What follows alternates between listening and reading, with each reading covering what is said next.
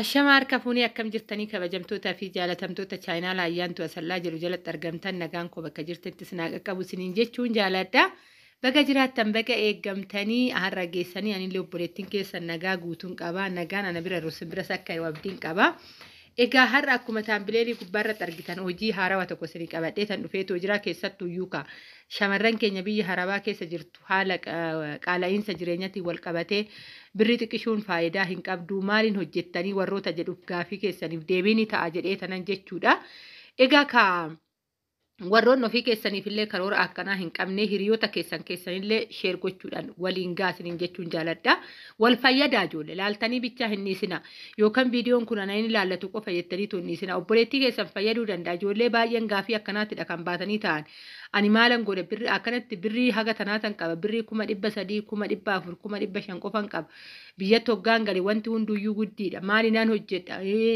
Baqa kanaadha jechuudha qarshiin gatii dhabe waan akkasii ta'e gadi jechuu irratti baay'ee rakkina qabna maaliif nuyi warra sooshaal miidiyaa irra ooludha. Sooshaal miidiyaa irra hoggaa oollu warroonni deeman warroonni hookaniin tanaan dura ittiin milkaa'an waan gurguddaa hoggaa hojjetan argina. Nuyi immoo gadi akka sammaa ta'uu dinne jechuurraa kan ka'e biyya ormaa keessatti umurii keenya fixaatu jirra jechuudha. Aga feete taa'e biyya ormaa hoggaa 20 baranaatillee. Galteetuma biyya kee fakkaatteetoo jiraatta jechuudha. Kanaafuu yeroo keessaniif umurii keessanitti fayyadamuuf gadi jettanii waan xiqqishuurraa kaatanii hiriyaa teessan isin cinaa yookaan isin bukkee jirtu laaluu sun ta'in mataa keessan laaltanii gadi jettaniitoo maaliif gulliitirraa hin jalqabne hojjechuu qabdu jechuudha. Ofitti simaatan isin bichaa miti egaa eenyumtuu odoo itti tole ta'ee waanuma gaarii namni hin hawwine hin jiru. Jireenya gaarii namni hin hawwine hin jiru. Suuqii gurguddaa keessa dhaabbachuu namni hin hawwine hin jiru. Osoo sii mijate jechuudha. Har'a ani akkuma kee biyya arabaa deemee galee tana horii wajjin nan jiraachatoo jira jechuudha. Dhugaan siin jedha maaliif boru guyyaa gaariin arga jechuudha. Boru guyyaa xiqqoo fooyyaa arguudha jechuudha. Har'a dirqama akkuma galteen wan afuruma biyya sanii qabatteetuma gizee teessee qarshiin karaa ishiin baatuun argitu. Egaa amma yeroo baay'ee waa'ee gorsaa kanarratti dubbadhee har'a hojiin isinii qabadheetoo dhufe kana obsaan dhaggeeffadha hagadhuma. Egaa yeroo baay'ee namoonni tokko waa'ee dubbiit irratti dubbachaa turtanii nutti dheeressite viidiyoo jettanii dirqama ati obboleettiin tokko yoo barbaadu baatte obboleettiin tokko gorsa kennu ishii fayyadaa ishii utuba. Obboleettiin lapheen cabeetoo jiru tokko tuyyuu ishii utuba jechuudha guyyaarraa. Akkuma viidiyoo irratti ilaalaa jirtan kana karoottoon isinii qabadheetoo dhufe yeroo kana keessa gabaa biizinasii guddaa qabaachaa jiraate taanaan gurgurtaa bishaanitiidha. Keessattuu naannoo bishaan hin jirre gubbaarratti ani kanan jiraadhu magaalaa Adaamaatti. Magaalaa Adaamaa keessa magaaluma gudditti waanuma ishii gudditti torbee darbee kara torbee lama akkasiif deemaa jirra. Bishaan badee magaalaa muluu keessa jechuudha. Bishaan dhabamee jeerikaanii takkittiin haga birrii 30 geessu taate. Isinitti himaa jechuudha. Kanaafuyyuu namni amma yeroo kana keessa roottoo kana akka biizinasiitti itti fayyadamaa jiran na dhaggeeffadhaa warroonni qarshii xiqqoo qabna maaliin hojjenna jettan naannoo suuqii deemtetoo bakka gabaan jirutti suuqii takaraayyaatee qarshii kee itti baaftee ji'a mindaa namaa laachuurraa qayee kee teessetoo kana hoggaa hojjette bu'aa guddaarraa argatta. Biizinasii akkaataa biizinasii itti seenan achuma keessatti bartaa. Itti ol siqxa boru jechuudha. Amma akkuma argaa jirtan mana hiriyaati yaatan jira. Roottoo kana gaafa binu nama tokko wajjin hin binne anaaf hiriyaati bichaatu iyyuu bite jechuudha. Ishii dhabbinne hiriyaan tiyya hojjechuu barbaaddee haala qilleensaa laaltee haala bishaanis laaltee roottoo kun sadii roottoo kana sadii gaafa binnu dhiirri tokko nu bira hin jiru namni tokko nu bira hin jiru anaaf ishii qofatu iyyuu roottoo sadeen kanaa kuni kan tokko kan abbaa 2,000 tokko abbaa 3,000 inni guddichi karaa harka mirgaatitti ilaaltan immoo abbaa 10,000 jechuudha. Roottoo sadii roottoo kana keessatti dhugaan isiniin jedha sa'a 24 osoo guutuun roottoo kana keessaa bishaan dhuma. Roottoon kun gurguddaadha. Inni kan guddaan laalaa turtan jechuudha. Ammallee viidiyoo irratti argattanii 10,000 fuudhu daqiiqaa takka keessatti dhumaa ture. Yeroo kana keessa kara naannoo biraa gannaadha. Asitti garuu amma nuti bishaan dhabnee jirra jechuudha yeroo kana keessatti. Dhugaan isiniin jedha baay'ee bishaan maabiraatiin sooduma jirtu bishaan baay'ee rakkisaa ta'eetoo jira yeroo kana keessa jeerikaanii takkittiin ishii biratti indoom kara biraa birrii 10 ishiin qannastee haarawaa waan taateef dirqama maamiloota fiduu qabdi waan ta'eef birrii 8 jeerikaanii takkitti gurgurtee jechuudha. dhugaan isiniin jedhaa gaafa ofii keessanii kutattanii tookaatan akkuma argitan jeerikaan asitti hiriireera. Kuni keessayyuu ala odoon isin argisiise uummanni viidiyoo waan ilaalcha biraa qabaniifan alatti gadi baasee ilaalle malee hiriirri alatti surseedha. Wanni kun roottoon kun abbaa 10,000ti. Akkanatti jalatti hiriireetoo jira. Tuni jeerikaanii xiqqoodha. Ala garuu dachaa meeqaniin kunuulaan asiin bahee jira. Gommaan alatti waraabuu jechuudha. Waggaa argitaniitoo jiraattanii guyyaa guutuu sa'a 11 halkan sa'a 11tti dhufanii karra ishee irratti rukutan suuqii hojjetti. Suuquma san dhufanii irratti rukutan nuuban warroonni horii qabu. Anumti tunuyyuu horiin ni jira. Guyyaatti jeerikaanii meeqan fixa. Waan si ajaa'ibu isin ajaa'ibu keessaa jechuudha.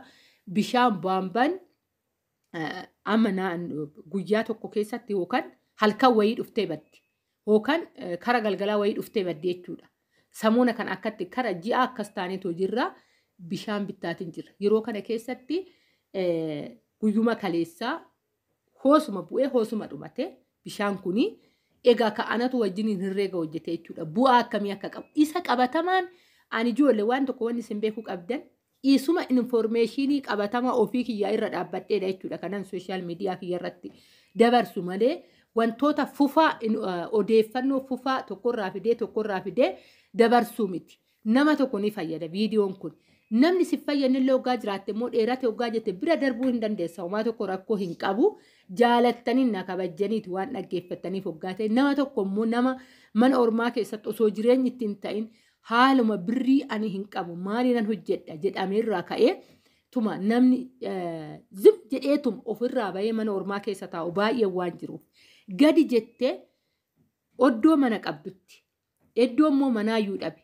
Gibbii amma fakkeenyaaf gibbiin callifameetu amma yeroo kana waxaa kan jedhee birrii xixiqqaadhaan takaraayyaan ni jira jechuudha. Gibbii akkasiisan gibbii cufaa qabu takaraayyaatee isa kanatti galfattee cinaatti immoo waan biraa hojjechaa ati hoggaa baranaa deemtee magaalaa guddaa keessatti hojjechuu dandeessa. Yeroo baay'ee nuti gadi jechuu dhugaan isiniin jedha amma ana osoo ana laaltanii jechuudha. Maal ofirraa baate biyya Arabaatii galtee kan hojii akkanaa hojjettudhaan jechuu dandeessan hoggaa horii wajjin hin deemu jechuudha. Anis akka nama kamiiyyuu magaalaa keessatti suuqii qabeetoo taa'uu hawwuu dhabeetii miti. Yoon har'a gadi je'eedha kanan bor ol jechuu danda'u jechuudha kan ka'e. Qarshiin biyya Arabaa haga feete fidiitii gali hundee hin qabdu. Kan asitti hojjettee tuyyuu irra barakaa isin qaba dhugaan isiniin jedha. Ofii kiyyaa waan an argeef. Hoosuma of jetti qarshii ati teechifteet itti fayyadamte tanan biyaansi gaafa daldala magaalaa guddaa tokko deemtu yookaan kan hoggaa tokko kiraa yookaan kan ji'a ja'a kafalta. Gaafuma sassi harkaa deemte birrii sun jechuudha. Garuu gaafa gadi jettee naannoo kee irratti akkatti hojjette tokkoffaan baasin ati baastu sirraa hir'ata. Lammaffaa kaapitaalli kee ol jechaatoo deema jechuudha. Kanaafuyyuu hojiin har'a isinii qabadheetoo dhufe kana fakkaata isiniin jechuun jaaladha. Kana hojjechuu ni dandeessan. Warroonni naannoo keessattuyyuu naannoo bishaan badu jirtan biizinasii guddaa yeroo kana keessa roottoo kana gaafa binnu intalli roottoo kana gurgurtu egaa ka biiroo banatanii too ta'an roottoon kunniin biiroo banatanii too ta'anii achi keessatti namoota qaxaramee too hojjeta jechuudha. Yeroo baay'ee guyyaadhaan namoonni roottoowwan kana fudhatan dabalaa dhufaa jiranii too jiru. Baay'ee bishaan amma rakkoo ta'ee too jira jettee too dubbachaa jirti jechuudha. Roottoo kana meeqan bittan hoggaa jettan? Roottoon inni kan 3,000 kun 44,000 binnee kaan immooyyuu 32,000 binnee isa xiqqaatti aanu kana jechuudha. Gatii isaatillee sirrittan himaatoo jira. Akkasuma inni guddichi abbaan kudhanii 1,000 dambanyaa waan taaneef dura kana binne xixiqqaa kana binne waan ta'eef dambanyaa waan taaneef nuti yeroo hundaa waan binnu achi waan binnuuf maamila godhanneetoo jirra ejaa ta'eefidha. 68,000 binnee jechuudha. Egaa kan 68,000 haa bitamu malee isa kanaadha roottoni inni guddaadha kan 10,000ti. 48,000 binne meeshaalee isaa wajjiniin 70,000 ofii fixe jechuudha. Feesisni karaa kana jira 2,200 isa kana 3,000 kaan immoo 2,200 feesisne jechuudha. Walumaa galatti karaa 200,000 akkasiidha jechuudha. Baasiin muluun isaa haga warri bilooniidhaan dhufeetoo xumuru bilooniidhaan hidhaniitoo xumuran gaha fudhatanitti kara 200,000 homaa miti. Tuni callifameetu ni baddi birrii waa'ee dhabdee jirti waan ta'eef kuni baasiidhaayyuu jedhamu. Kanaan galfatte. Amma hoo yeroo kanatti jechuudha erga bishaan badee kaapitaala guddaarra geessee jechuudha. Gabiin ishii guyyaa guyyaadhaan haga galu anatu wajjin hin taa'ee herreega jechuudha.